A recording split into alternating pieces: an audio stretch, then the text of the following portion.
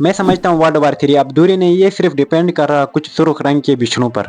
ये बिछड़े इतने नायाब किस्म के और इतने खास मखसूस से फेसबुक उनकी एक पहचान बताई जो कि ना मिलना नामुमकिन था, लेकिन फाइनली यूएसए टेक्सास से उनको ट्रांसपोर्ट किया गया, एयरलाइन के जरिए इसराइल में लाया गया एंड एक ऐसी जगह में छुपाया गया जिसका लोकेशन आज तक किसी को पता नहीं है।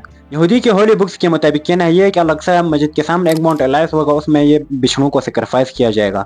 सबसे बड़ी इंटरेस्ट की बात यह है क्या ये वही हाइफर्स हैं जिसका तलमूद एंड तौरात में जिक्र किया गया था, यानी कि जिसका कलर सुर्ख रंग का हो, इवन इफ उसके पाँव का जो खुरदा हो वो भी सुर्ख होना चाहिए एंड आल्सो एक भी बाल ऐसा नहीं होने की जो विद रेड कलर का हो, देखने में ऐसा हो कि लोग उसको देख के मतलब एक अट्रैक्शन फील करो। नंबर सेकंड थिंग, इतना ओल्ड भी नहीं होना चाहिए कि जिससे खेती में हल चलाया गया हो।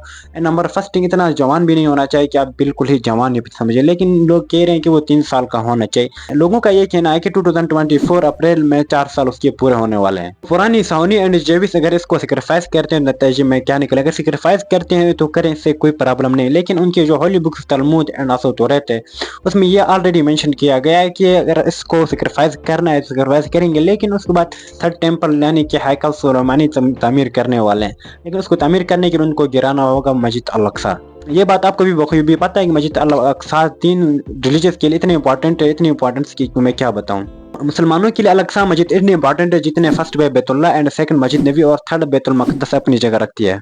अल-अक्सा मस्जिद को शहीद करना और उसको गिराना इतनी अजियत वाली बात है जैसा कि कोई खाना काबा पर हमला करता है। अल-अक्सा मस्जिद यहूदियों के लिए इतनी इंपॉर्टेंट है जैसे कि वो खुद कह रहे हैं, इब्राहिम अलैहिस्सलाम जब अपने बेटे इस्माइल अलैहिस्सलाम को ज़बह कर रहे थे, वो जो बकरा आया था जिसका इस्माइल अलैहिस्सलाम की जगह इब्राहिम अलैहिस्सलाम ने उसको ज़बह किया था, जो बकरा था वही बकरा, वही जो पत्थर है उसके अंदर वही पत्थर था। इवन इफ ये भी देखने को मिलता है कि आदम अलैहिस्सलाम भी वहाँ से पैदा हुए, यानी कि वहाँ से दुनिया में तशरीफ लाए हैं। वाइल अदर मुसलमान का भी इस बात को डिनाई नहीं करते कि मोहम्मद सल्लल्लाहु अलैहि वसल्लम की शब मेराज में जो सफर था वो मस्जिद अल-अक्सा से हुई थी। नंबर 3, क्रिश्चियनिटी के लिए अल-अक्सा मस्जिद इतनी इंपॉर्टेंट है कि ये उनका खुद कहना है कि ऐसा मसीह का ज़हूर होने वाला इस मस्जिद के जरिए, यानी इस मस्जिद से ही होगा।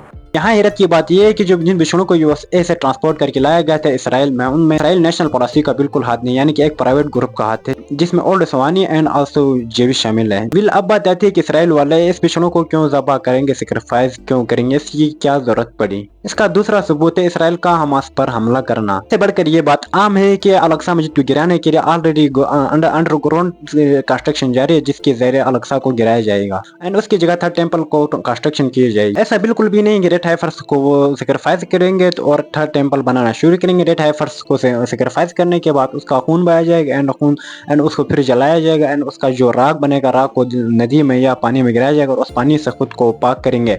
इसका मतलब का ये भी अकीदा है कि उनसे वो नजासत जो पाक हो जाते हैं, फिर वो इतना पाक हो जाएंगे उस मस्जिद में रह के इबादत करने के लायक हो जाएंगे। रेड हाइफर्स या रेड को के बारे में कुरान में पूरी एक सूरत मौजूद है जो कि अल-बकरा के नाम से है। सूरत बकरा में मूसा अलैहिस्सलाम की एक कहानी बताई गई जिसमें एक लड़का एक लड़की को चाहता था और वो उससे शादी करना चाहता था एंड उसने अपने रिश्ता भेजा उस लड़की के घराने में और उसके अब्बू ने उससे मना कर दिया एंड वो जो लड़का था उसने अब्बू को कत्ल कर दिया।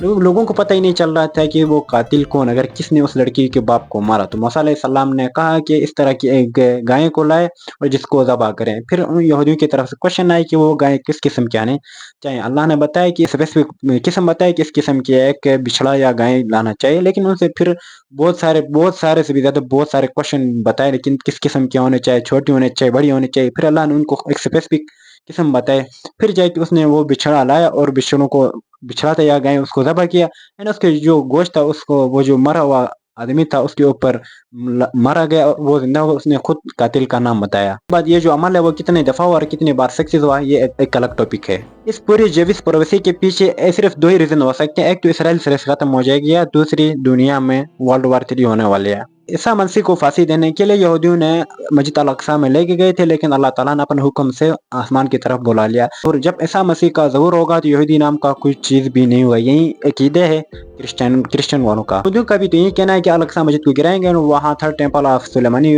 तामीर किया जाएगा, उसके बाद क्रिश्चियन नाम का कोई चीज़ नहीं, वो डिस्ट्रॉय हो जाएंगे, ख़त्म हो जाएंगे। बाय द वे कुर्सी लंगड़ी है। यहाँ मुझे ये बात समझ नहीं आ रही थी यूएसए टेक्सास से किसी चीज़ को ट्रांसपोर्ट करना, यानी कि एनिमल्स या किसी चीज़ को ट्रांसपोर्ट करना तो बैन ही था, लेकिन हाउ इज़ पॉसिबल कि इसराइल वालों ने कैसे ट्रांसपोर्ट कर दिया, वो कि एक पिट्स कैटेगरी में डालकर ट्रांसपोर्ट किया गया था। क्या इसमें नेशनल पॉलिसी का हाथ नहीं है? बट इसका दूसरा पॉइंट इतना क्लियर एंड इतना वाज़ेह है कि इसराइल इस वक्त गाजा और फ़लस्तीन पर इतना हमले क्यों कर रहा। हमले तो छोड़ो, सिर्फ फ़लस्तीन का एक ही पड़ी रह गया जो कि गाजा के नाम से है, जिसमें हमारा अल-अक़सा मस्जिद या जो भी आपके लिए जो मुक़द्दस जगह है वो वहीं है। तो क्या लगता है इसराइल छोड़ने वाला है? अगर इसराइल नहीं छोड़ेगा तो एक बार अगर मुस्लिम कंट्रीज अगर उभरे उसके खिलाफ तो क्या वो ग्लोबल रेंज से आउट हो जाएगा। बट इसराइल ने इससे पहले भी कई बार ये प्लान बनाया था कि अल-अक़सा मस्जिद को गिराएंगे, लेकिन उस वक्त भी मुसलमानों की तरफ से उनको कोई रिस्पांस नहीं मिला, यानी कि कोई रिएक्शन ही नहीं मिला। अब इसराइल वालों के लिए ऐसे फैसले करना आम सी बात हो गई है। जैसे कि गाजा से लोगों को हटाया गया एंड वो राफा के बीच फंसे हुए हैं। राफा में फंसे हुए लोगों को इजिप्ट जगह नहीं दे रहा है और उसी में मेडिटेरेनियन सी में वो जा नहीं सकते क्योंकि इसराइल उसमें अटैच है। बट मैंने ये भी कहा था कि इसराइल फ़लस्तीन से मिट जाए, वो इससे मिट जाएगा कि इसराइल के साथ जो भी ट्रेड कर रहे हैं, यानी कि तेल से लेके जो भी एशिया जो भी उसके पास जो भी लेके जा रहे हैं वो है इस्लामिक कंट्रीज के साथ है, यानी कि सऊदी अरब जाए, यूएई जाए, जहाँ कहीं भी जाए मुस्लिम कंट्रीज के साथ ट्रेड कर रहे हैं। अगर एक लम्हे के लिए अगर बंद कर दिया जाए ट्रेड तो इसराइल तो भूखा ही मर जाएगा। विल जब ये बात करेंगे तब ना। तो अब बात आ जाती है इमाम मेहदी अलैहिस्सलाम की, जो कि खुरासान से एक लश्कर निकलेगा, ब्लैक सिया रंग का होगा एंड वो जजीरे तक फतह करके जाएंगे और उसको रोकना किसी के बाप का बस की बात नहीं होगी। उसमें जो कंट्री शामिल है वो Afghanistan, Pakistan, India and also Iran शामिल है। ऐसे फतह करेंगे जैसे कि रोकना किसी को बस की बात नहीं होगी एंड वो जजीरे अरब तक फतह करके जाएंगे। इवन इफ इमाम मेहदी अलैहिस्सलाम के साथ मिलकर उसकी खिलाफत को बरकरार रखेंगे। यानी कि मुसलमानों का तो यही है अकीदा है कि उसके बाद यहूदी क्रिश्चियनिटी के नाम का कोई चीज़ ही नहीं होगा और वो सिर्फ मुसलमान ही होंगे। बट उसके बीच बहुत सारा कुछ प्रोसेस होने वाला है। एंड पे सिर्फ मैं ये कहना चाहूँगा, मेरे वीडियो देखिए या किसी का वीडियो सोशल मीडिया पे देखकर आप उससे इंप्रेस मत हो जाना और उसको एंड मत समझना, क्योंकि इसके पीछे पूरी एक हिस्ट्री होती है, पूरी जो एक मिस्ट्री होती है। हम उसको समझ नहीं पा रहे होते हैं या हमें ऐसी वैसी बातें समझ में नहीं आ रही होती, तो आपकी डेप्थ में जाके देखें and what was the story. लेकिन मुझसे जितना हो सकता था मैंने कवर किया। अगर वीडियो अच्छा लगा है तो लाइक सब्सक्राइब कर दीजिए, क्योंकि लाइट भी गई है। सो अब मिलते हैं नेक्स्ट वीडियो में, तब तक के लिए अपने रखिए बहुत सारे ख्याल। अल्लाह हाफिज़।